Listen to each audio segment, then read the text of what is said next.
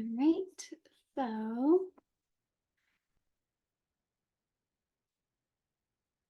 the people are here. And I'll pull up the Q&A box too so that people can submit. So do you have a little introduction too? Do you want to start with your stuff and then go to the questions? Oh yeah, I can. Okay. All right. Lights, camera.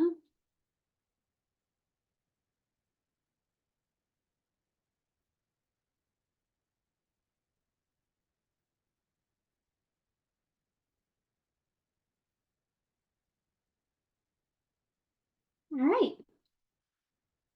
Let me scoot you in a little bit. Hi, everybody. Welcome. This is a special Q&A session. I'm here with Colombia Barrosse, Minister Counselor for Consular Affairs at the U.S. Embassy in Paris. And we're here to talk about all of the important things related to U.S. consular services for U.S. citizens living in France. So I'm going to let you go ahead and get started with a little introduction, and then we have some questions that people have submitted in advance. And if you do have questions that you think of, if you weren't able to submit them in advance, you can go ahead and do that in the Q&A box, and I will be looking at them and passing them on so we can get all your answers. Thank you, Allison. Thank you. Good afternoon to all of you. Very happy to be here and to be able to interact with you. It is not often that we have a chance, so thank you, Allison. I wanted to first make sure that you knew that I was here accompanied by the Deputy Consul General, Stacey Hankins, who on those occasions when I might not have the precise answer for you, will be there. She is an expert and a fantastic American Citizen Services chief.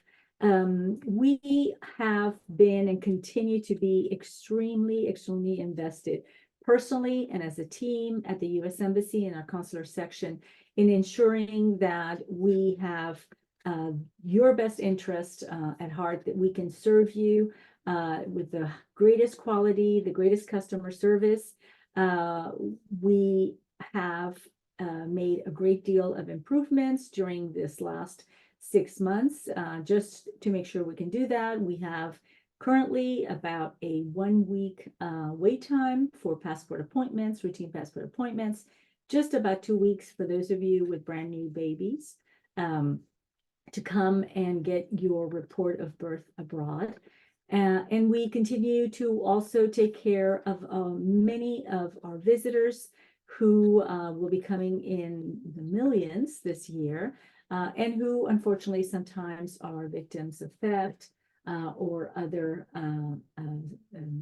problems. So we're here for you. That was really the message that we wanted to impart to you this afternoon. And we're happy to answer your questions. All right, wonderful.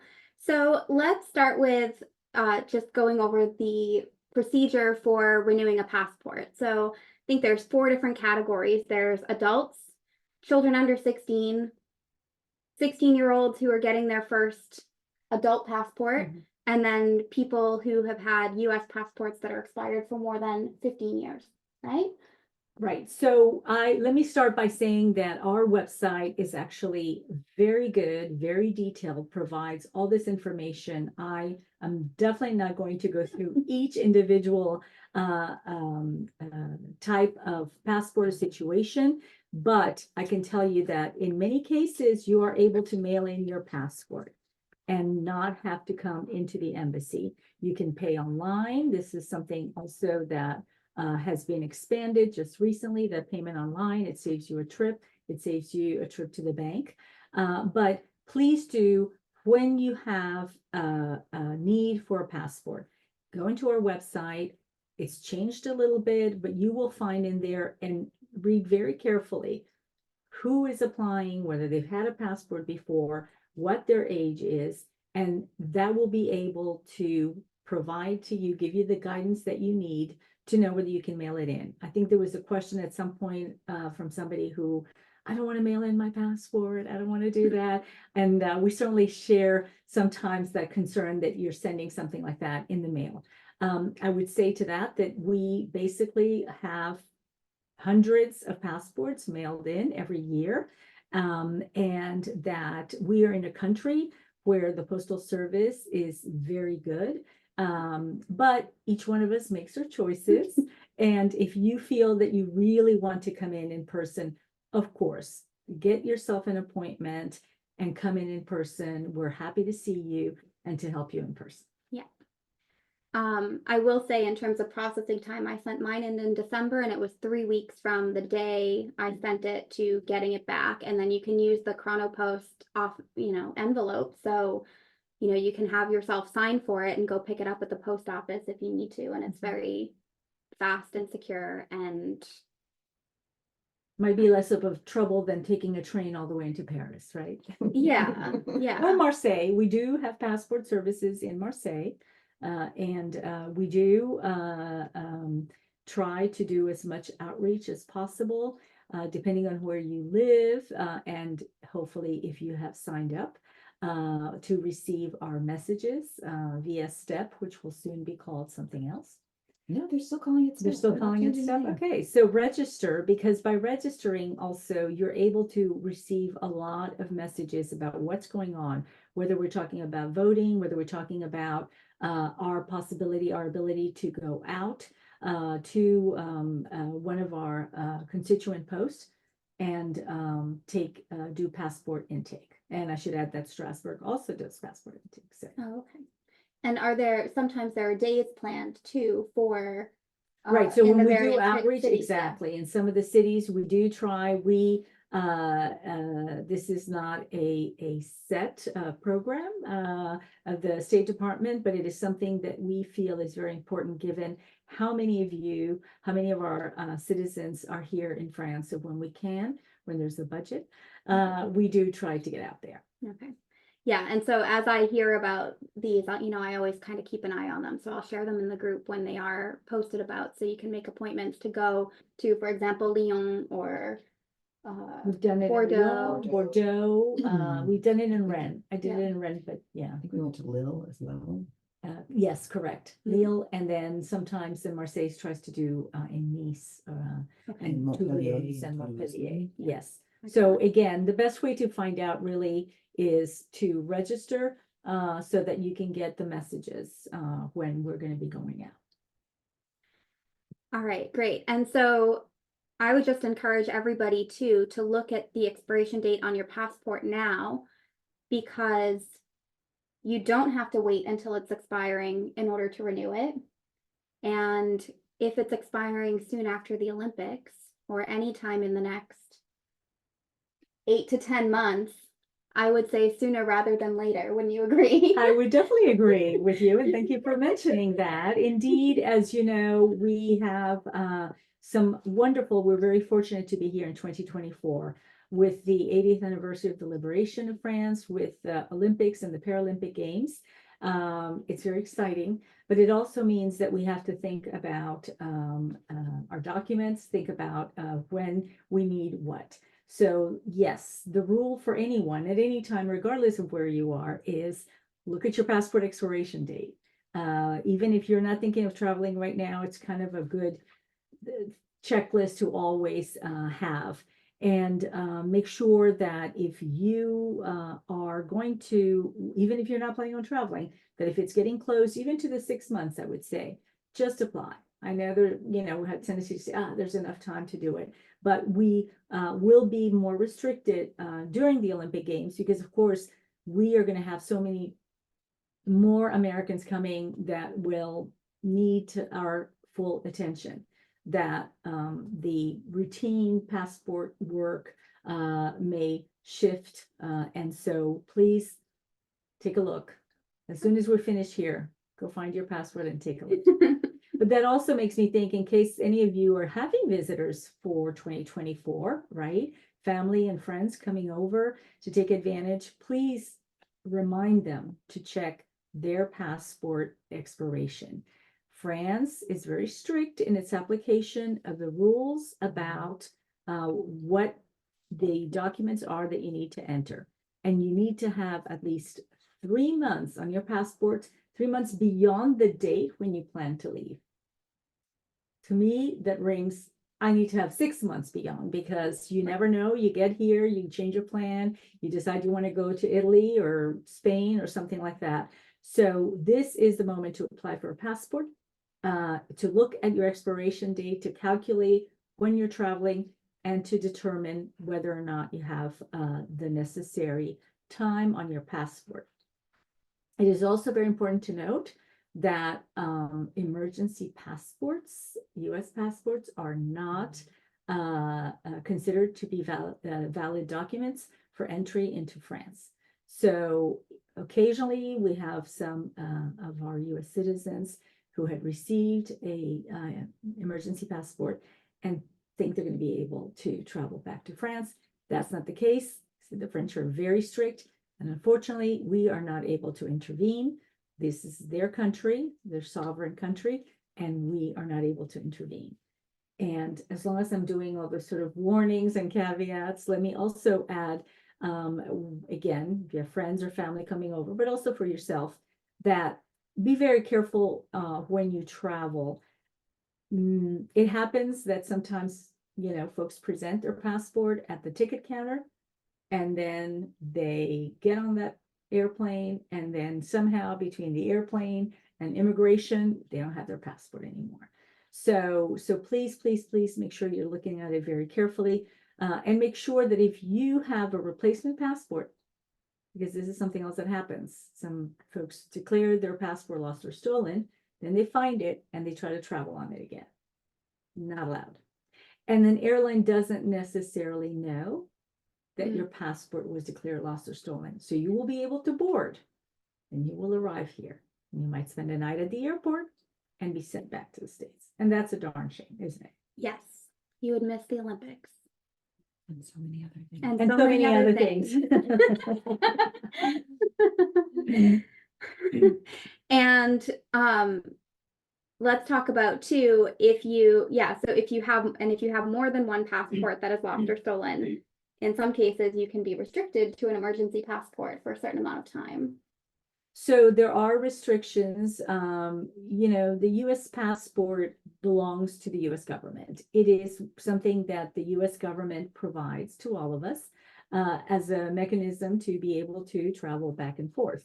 And when there is a pattern of not taking care of it, of losing it, you know, of sort of being careless with it, there are circumstances in which the validity of the passport can be restricted. So I don't think any of our speakers would do, any of our listeners would do have that situation, but it is important to take care of the passport, to make sure that it's legible, because that's the other thing too, right? You put it in your pocket, and you know, the next thing you know, it's in the washer or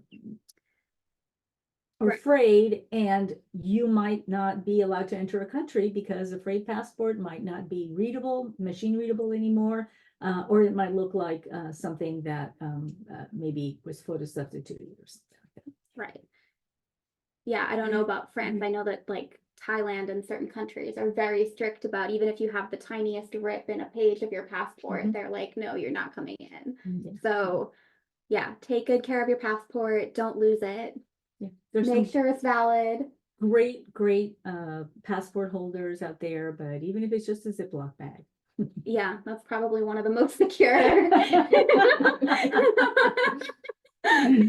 You have it in the drawer in your kitchen, just. Yeah, don't get it dripped on.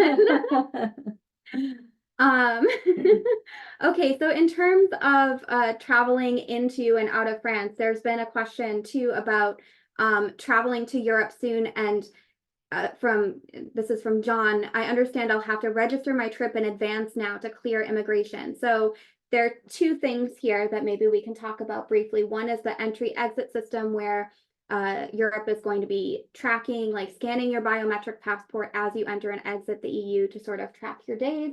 And then there's the travel authorization system that's similar to ESTA that the EU is going to put into place, probably both of these after the Olympics. So if you could talk briefly So, about that. correct. So last year, beginning in the summer of last year, we saw a lot of articles in the news about, soon this is going to happen, soon this is going to happen. But in fact, it is more likely to happen towards the end of this year. And again, for those of you who are registering, we will be sending out information as soon as we find out more. Right. So again, register with our system. But so the idea of this is this is not a visa per se. It is similar to the visa waiver program that we have. It is a mechanism by which France and other European countries will be able to basically just make sure that they're tracking, how many people coming in, whether they're staying. We love France. We love being in Europe, but sometimes, it's sort of like we're going to stay, and then some folks will go out, and then they come back. So the mechanism should be relatively simple from what we understand. You go online, you fill out the information, you put in your passport number, etc., your flight information, and all of that, and then you get a response from the French government.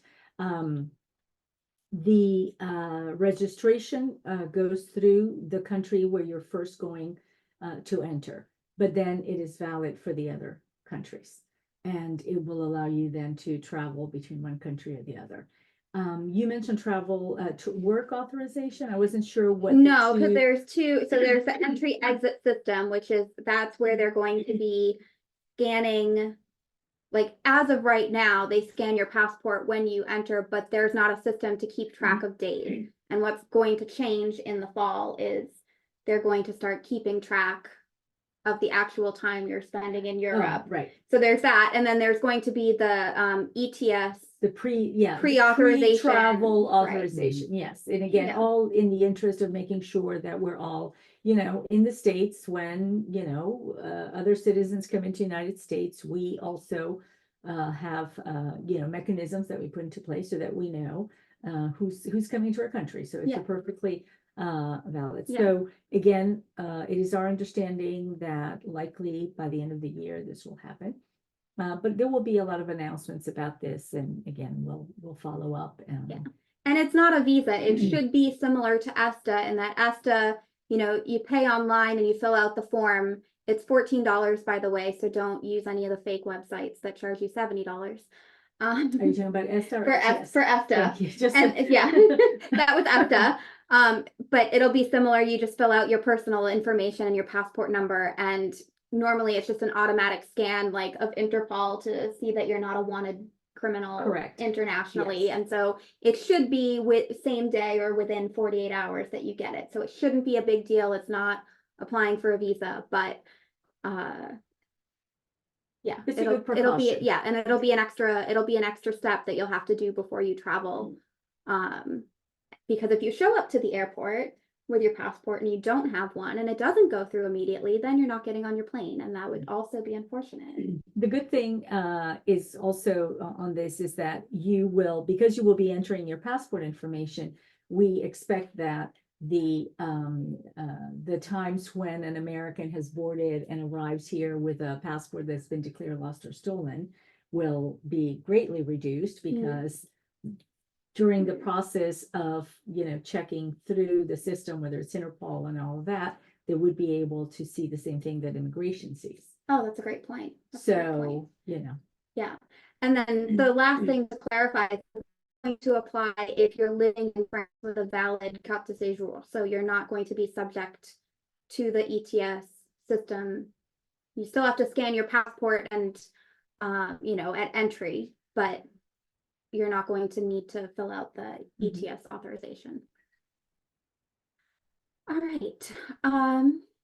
So there were a couple of just sort of technical questions about the passport renewals. Again, if you need to renew your passport, let's do that now. There were some questions about our large passport book standard and about adding in a passport card and maybe like what people use that for, and do we know if it adds processing time or if it's better to just get the regular passport and maybe request the card later? So I'm not sure what you mean by large passport book. You mean one like with more pages? or Yeah, because it something? used to be We that have there were two standard sizes. now, Yeah, we that's have what I thought. Yeah. standardized. It's now standard It's 52 the pages. same 52. You don't get to add more pages into a passport. That's all done, right? So when it looks like your passport is getting too full with all the stamps from all the places you go, again, this is a good time also to apply for a new passport. Particularly, some countries are very particular and they want one page, one stamp, and if they can't find a blank page, they're not happy. So, but there are not going to be different types of sizes, etc. Now, passport versus a passport card. We don't the passport is what you use to travel from one place to the other, unless you're in one of the border countries. It's a passport. You need a passport to enter France. You need a passport, to enter other countries, to go back to the United States. Yes, you could use a card if you're coming from Canada, etc. In terms of the passport versus applying for a card and how that happens, it is my understanding that we have sort of different offices that are printing one and the other. So we, for example, can print passports here and issue passports here. We don't do cards. So if you need a card for some reason, yes, go ahead and apply, but that will go elsewhere, and it might take longer because it's something that's, again, outside of our control.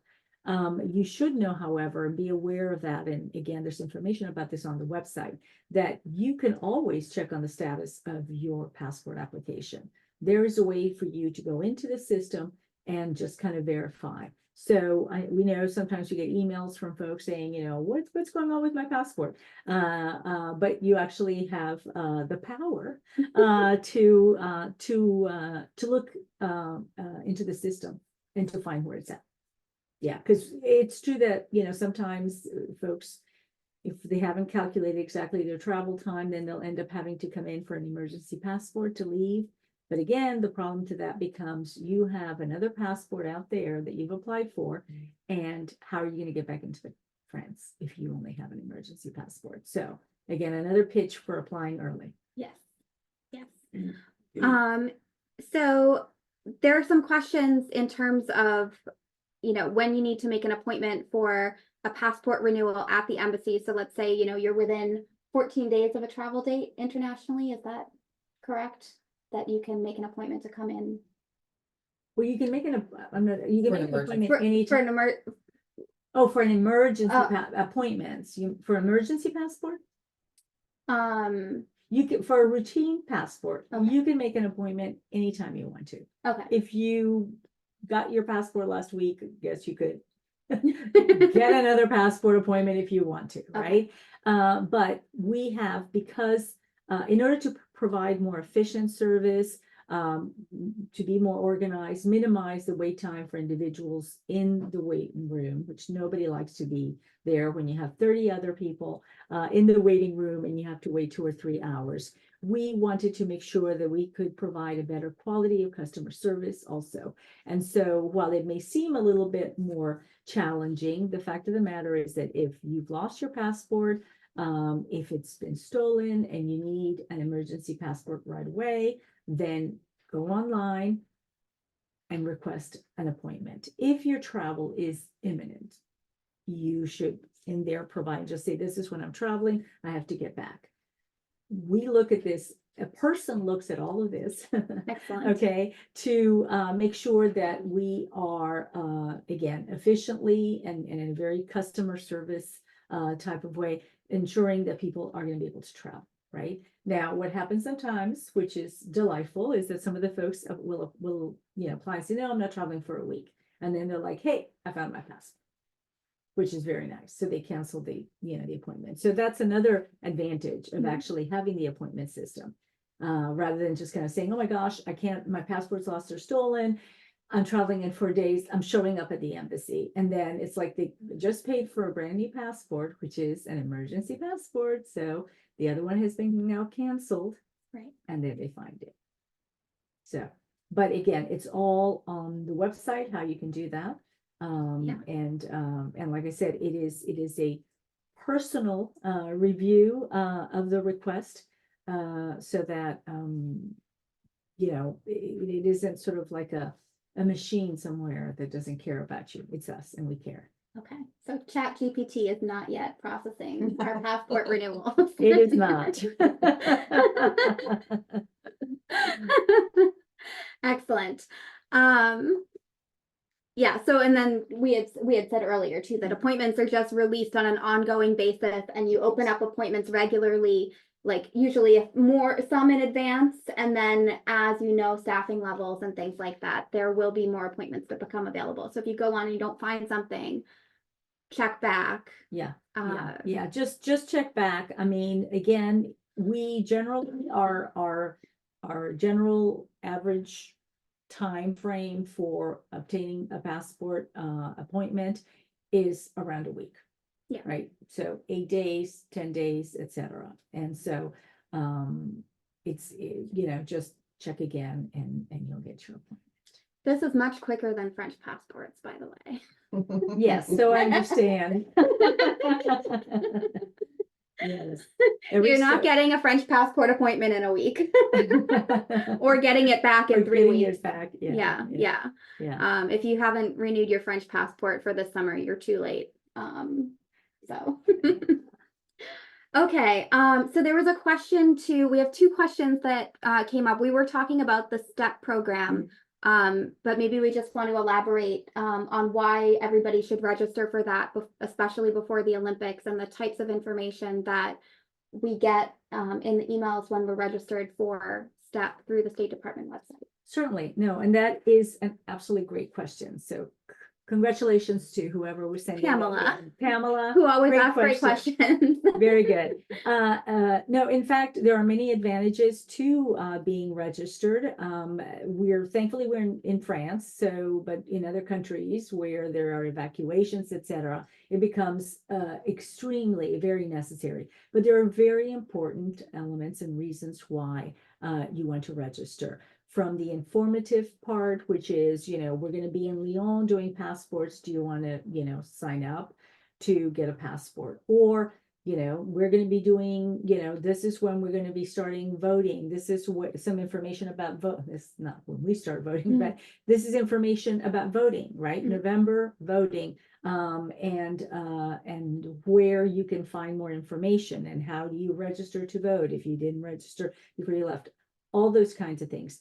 We have a very fulsome country information sheet on the State Department travel.state.gov that provides a lot of the context for being in France. So we do not anymore send out messages about every demonstration, every protest, but we work very closely with our security team at the embassy, who work very closely with the French authorities, so that if we become aware of something that could be important for the security of our American citizens here, that we will message out.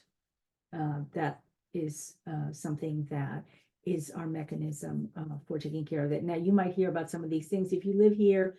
Some of these things you might hear about, but it's very important to be able to have that sort of, like I said, the informational part of it, and the part that where we are watchful of your security. We can provide to you certain information. We have a lot of individuals who are registered here for who live here, so they do watch the news and all of that. But there are some other things. For example, during the pandemic, there was a lot of information that we were providing about who could travel to the United States. There were so many different restrictions and so many different, who can go, and what about your spouse if they're not an American, and all those things like that. Yeah. So our ability in a situation where there is there are major problems, to be able to reach out to you. But also in some cases, if you have visitors and they're like, okay, I'm visiting, oh, I don't need to register, right? I'm staying with with Pamela. And that's not, there are occasions when something happens, right? Maybe in a very specific area, there's flooding, Mm. let's say, right? So family and friends are calling and saying, oh my gosh, we haven't heard from, Sam's Stacy friends, yeah. from, whatever, and where are they in all of this, right? So we are able to have, because that person has registered, we would have contact information that we can try and help and figure out and all of that. So a lot of different good reasons to register. Stacy, did I forget anything? You got it. All right. Yeah, I would expect that especially during the Olympics, it'll be, obviously not as serious as the pandemic situation where there were, 2 countries worth of rules and things changing all the Yes. time. But 2 countries and the EU. yeah, 2 Yeah. countries and the EU, and that Right. was my life every single day in the Facebook Yes. group, Yeah. as I'm sure it No, was for and your we, staff. again, we are all, I think, the French are very invested in security issues. Yeah. We are working, like I said, very closely, and other embassies very closely with them to make sure that we know all the security precautions. But you never know, something happens. So we want to make sure that, again, we're here for you. We're here to be able to provide you the information that that is clear information from a source that you can trust. Excellent. Okay, so we had a question too about visiting with non-US family members. So for example, let's say a French spouse who doesn't have any kind of visa. How long can that spouse go and, visit, with their family in the US before they would need to apply for a visa at the consulate? So ESTA, which is the part of the visa waiver program, is a system that provides for certain countries via bilateral treaty the possibility of traveling to the United States without a visa. That doesn't mean that you just sort of waltz up to the counter with your passport. It means that you do have to fill out online information. There are certain restrictions. There are countries like Syria, Iran, Cuba now, where you might not be able to use ESTA. So if you go in and you go through ESTA, you receive a response similar to what you were saying, Allison, that will happen with ETIAS. You will receive a response saying, you're cleared to travel. Under ESTA, the rule is 90 days maximum, okay, in the United States. And of course, it's not for working, it's, tourism, some types of business. If a person believes that they're going to want to stay longer than the 90 days, then they should apply for a visa. Now, a visa is not a guarantee that you can stay for 40 days or 50 days or anything, because the visa is essentially permission to enter the United States, to arrive in the United States. When you get to the United States, there's going to be Customs and Border Patrol, right? CBP is going to be there. They're going to be then assessing, and they're going to ask you a couple of questions, why are you here, etc. And they will determine how long you can stay. So, look, and there may be very reasonable reasons why, right? I'm here because my mother is sick and I want to be able to help her until she's just convalescing. She's going to be better in 40 days. That's what the doctor said, or whatever. But those are those. So again, the purpose of your trip, and the ability to be more flexible with a visa, you can be a little bit more flexible. But every person needs to, make that decision for themselves. If you're planning to go on ESTA, on the visa waiver, I strongly encourage you to go into the Department of Homeland Security website and take a look at the countries that are part of the list of countries that if you visited them, you cannot use ESTA, and all sort of the other considerations, because we see very often individuals who maybe traveled on ESTA before, and then in between the last time they traveled and now they went to Syria or they went to Iran. Okay. And now they're thinking, oh, I'm traveling in 2 days, and it comes back ESTA denied. And then they're scrambling to try and come and get a visa. Being denied an ESTA doesn't necessarily mean that you're going to be denied a visa, but it all does mean that you don't have an appointment. Right, and your flight is in 2 days. right. Okay. And At now you which have to point, go ask a you have consular to go official. in, you have to go into the appointment system, request an appointment. The appointment will come out to be a lot later than in 2 days. You need to continue in the system and request an expedite and explain very clearly the reasons why. And again, it happens very often. I was denied ESTA. This is my trip. We might not always be able to give you, that appointment within the time, but we will do our best always to try and help you out, because it does happen very often. So spare yourself the anguish, and especially if you didn't buy a completely flex fare, Yeah. and go in and check out who can use ESTA and under what conditions. All right, great. All right, so we covered that question.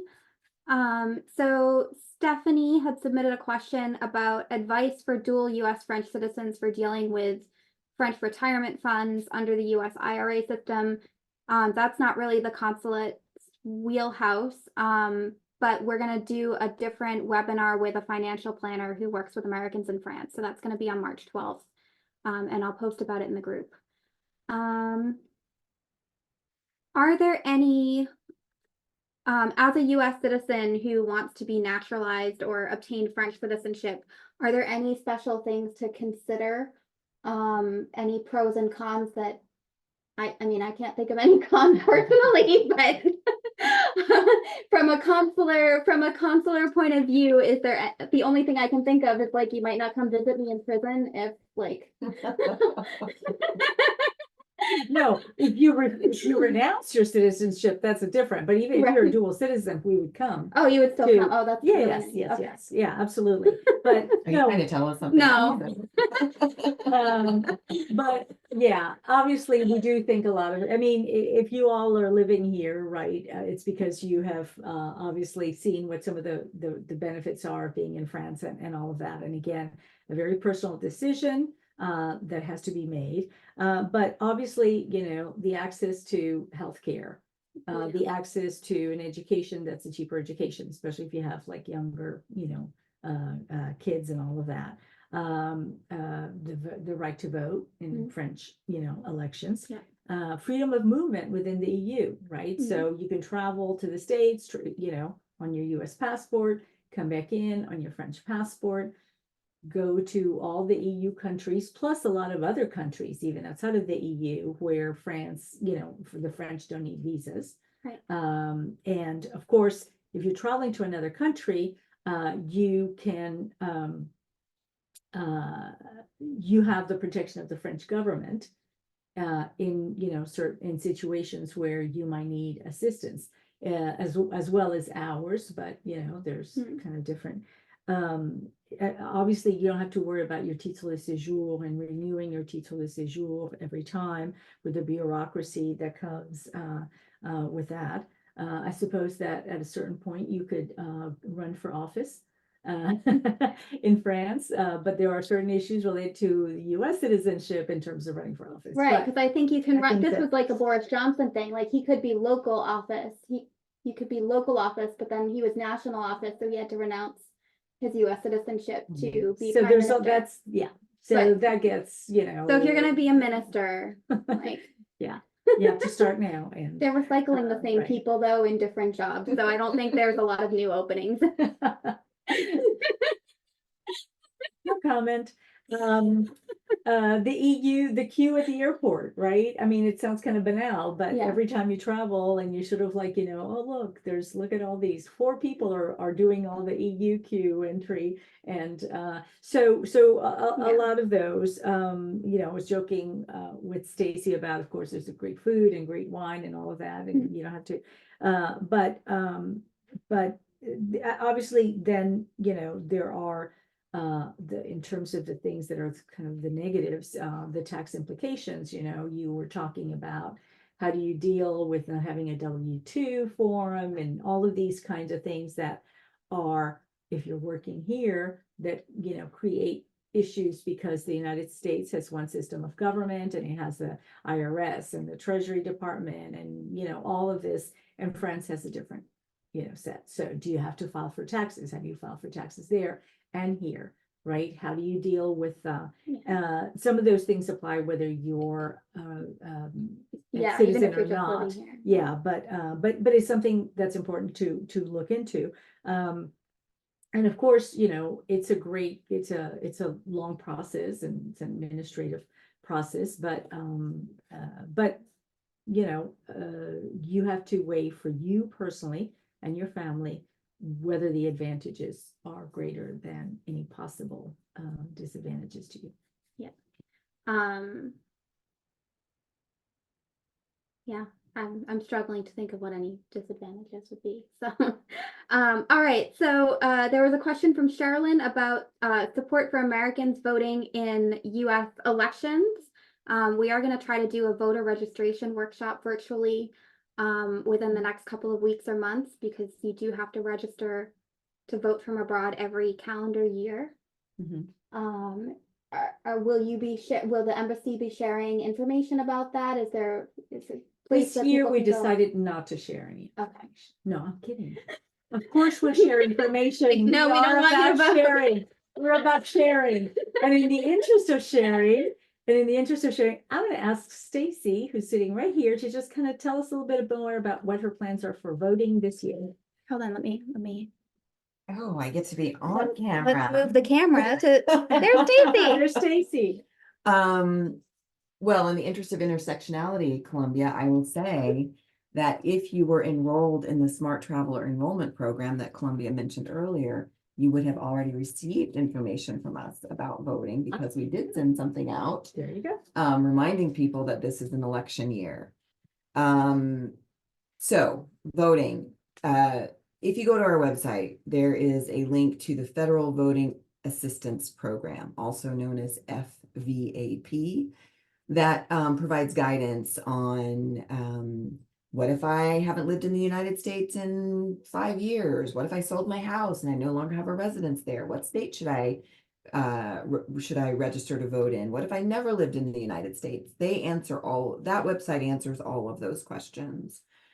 What we do every year is, or every election year, is you cannot vote at the embassy in the sense that we are not a polling place, right? Like if you're in the United States, you go to your polling place, which is a school or, some other public facility, and they hand you a ballot, you fill it out and you drop it.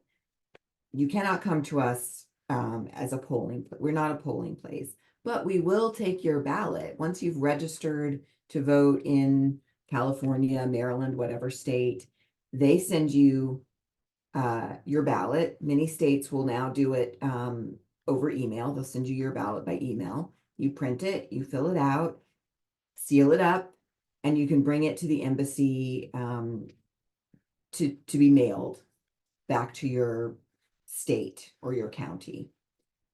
And if you use the prepaid envelope that they give you, that they send to you, you don't have to pay for postage.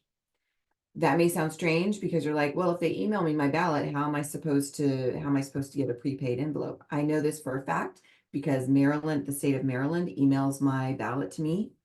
And they also email a template for a postage paid envelope. You print off that template, attach it or wrap it around a regular envelope, and you don't have to pay postage. You bring that to the embassy, drop it in a ballot box that we have out front, and we deliver those. We make sure those get to the United States in time for your vote to be counted.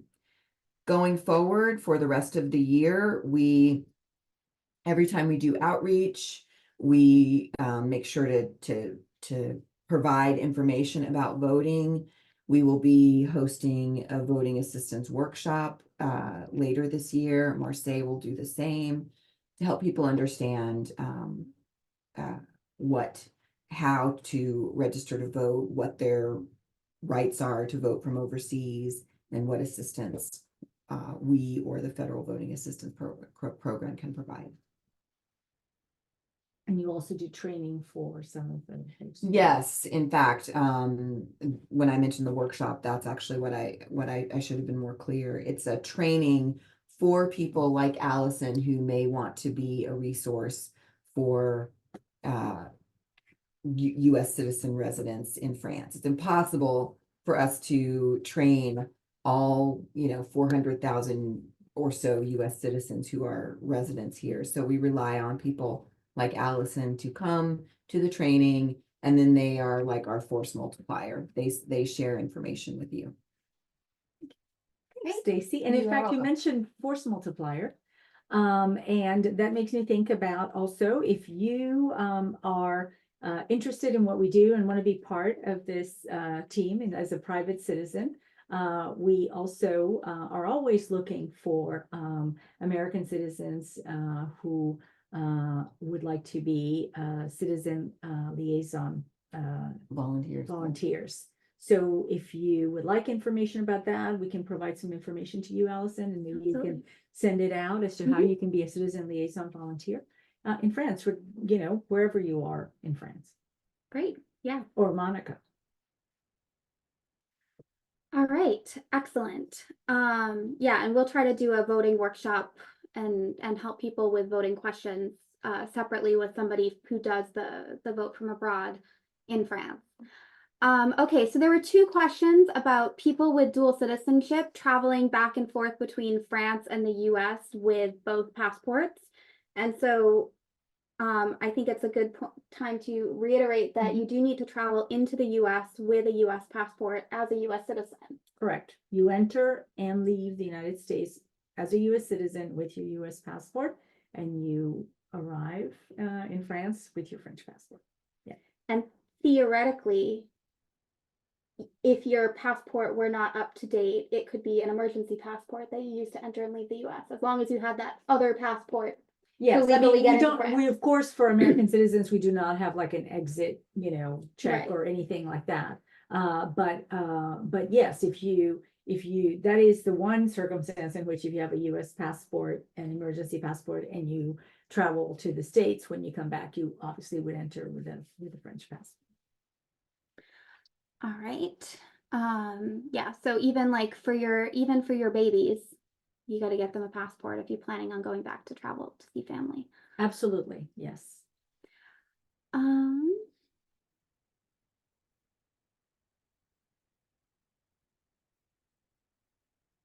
There were two questions about work authorization that I'll group together. So one was about support for Americans seeking authorization to work in France, which is really something that doesn't come from the consulate, but I can, you can maybe speak a couple words to that. And the other one was specifically about whether or not the embassy in Paris sponsors work permits for administrative level roles at the embassy. Like often the job postings for local positions will say, you already have to have work authorization to work in France. Correct. And so sort of the logic behind that.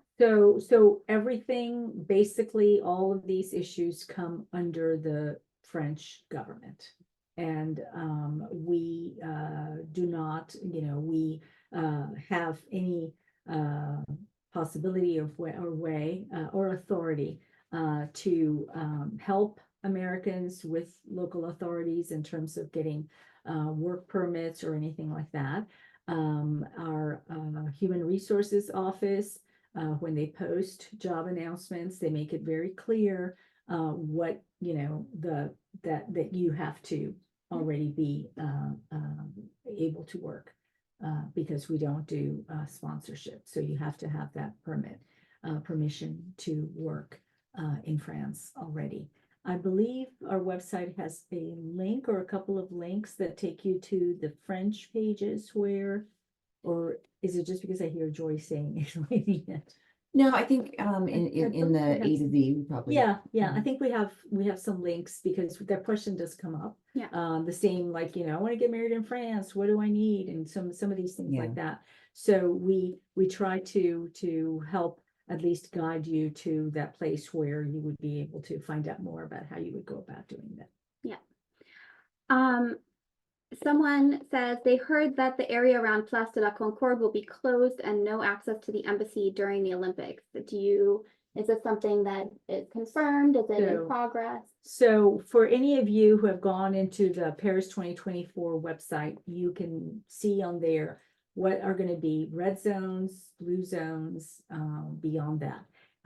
Because Place de la Concorde, which is right next to the embassy, has some events taking place there, we are indeed in the red zone.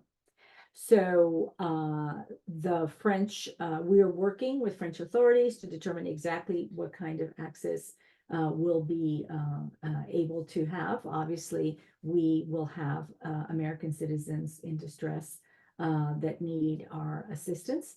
And we will be working to make sure that we can have these individuals, coming in. But this is going back to some of the questions that and some of what we talked about earlier.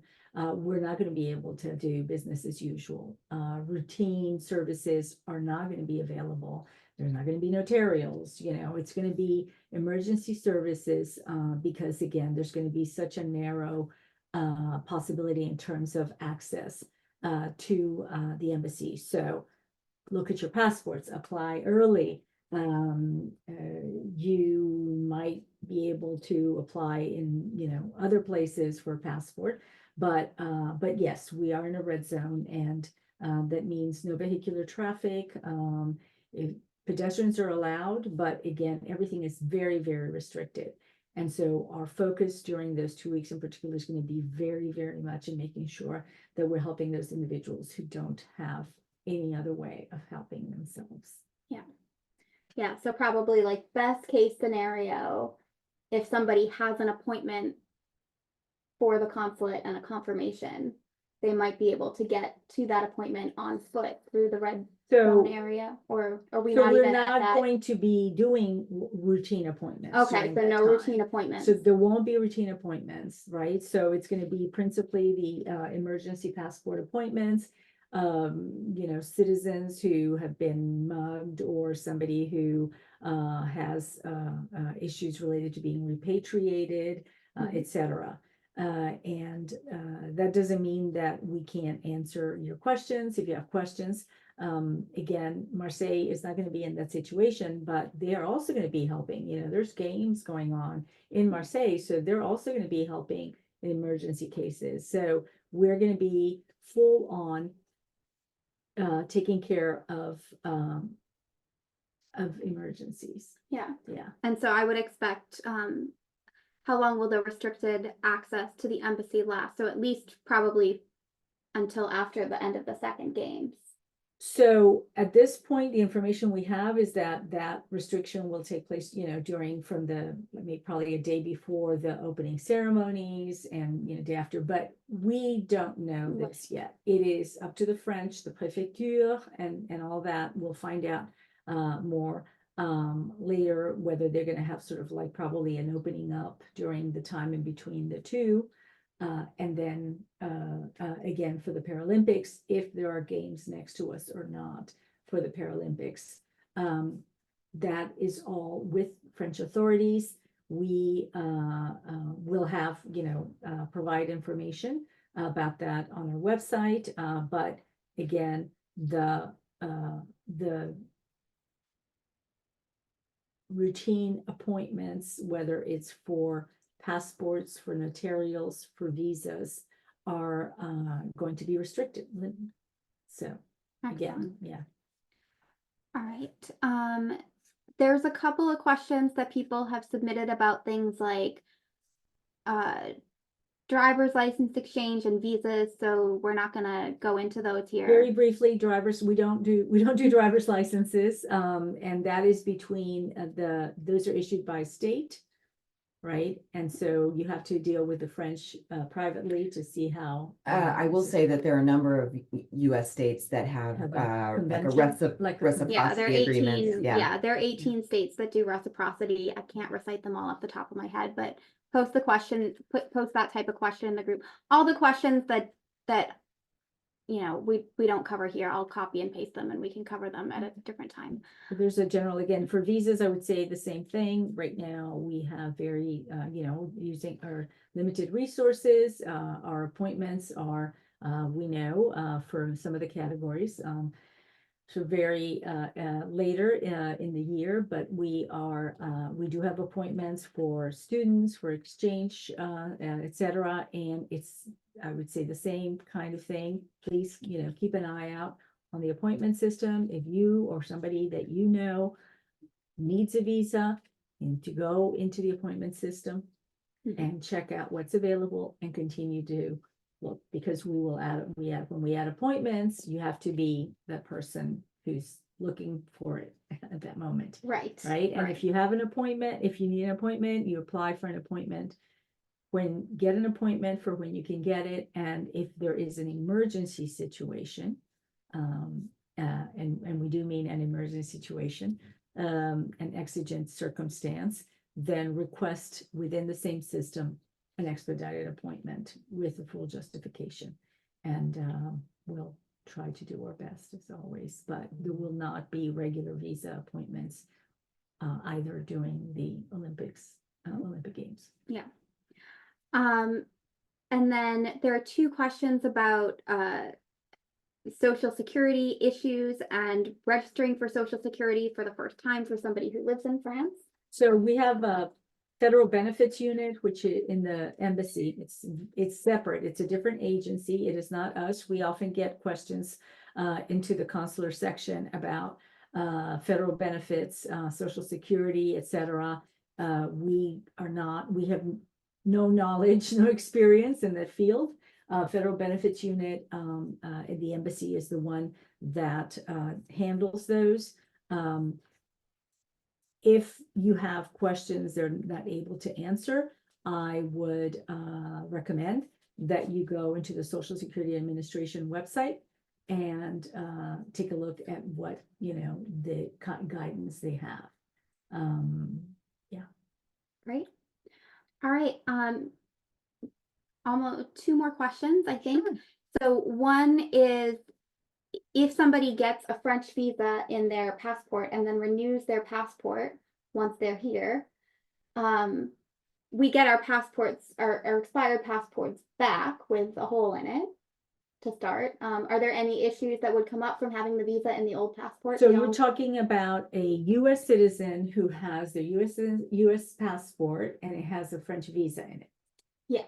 Yes, and so that, again, it would be up to the French.